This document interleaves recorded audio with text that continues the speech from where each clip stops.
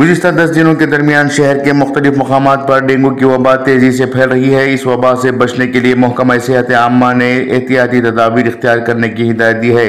محکمہ صحت عامہ کا کہنا ہے کہ جن افراد کو شدید بخار، سر درد، آنکھوں میں درد، جوڑوں میں درد، جلد پر الرجی، مسوڑوں اور ناک میں خون کے آنے کی علامتیں ہوں، وہ مریض فوری طور پر ڈاکٹروں سے رجوع کریں۔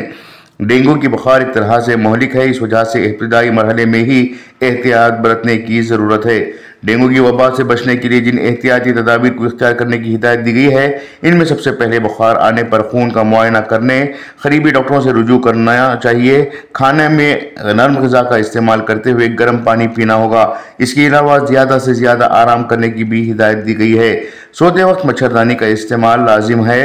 جو لوگ بخار سے متاثر ہیں وہ اپنے طور پر ادویات لینے سے گریز کریں، ساتھ ہی ساتھ بھاری کام کاج سے بھی گریز کریں۔ ڈینگو کے مچھر پھیلنے کی اہم وجہ رکا ہوا پانی ہے، جو عام طور پر گھروں کے برتن، چھت، گھر کے اطراف رکھے ہوئے ٹائر، کھڈوں میں جمع ہونے والا پانی ہے۔ ڈینگو کے مچھر گندے پانی میں پیدا نہیں ہوتے بلکہ رکے ہوئے کسی بھی پانی میں پیدا ہوتے ہیں۔ عام طور پر گھروں کے ریفریجریٹر کا پانی کی ٹنکی میں بھی ان مچھروں کی پیداوار ہوتی ہے۔ احتیاط کے طور پر ٹینکی، ڈرم اور بیرل کو ڈھک کر رہنا چاہیے۔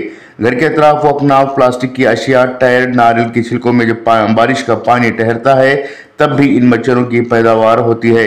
سونے سے پہلے ہمیشہ مچھردانی کا استعمال یا پھر مچھر مار ادویات کا استعمال کرنے کی ہدایت دی گئی ہے۔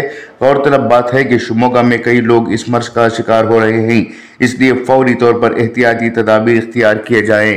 بیورو رپورٹ، انقلاب نیوز، شموگا۔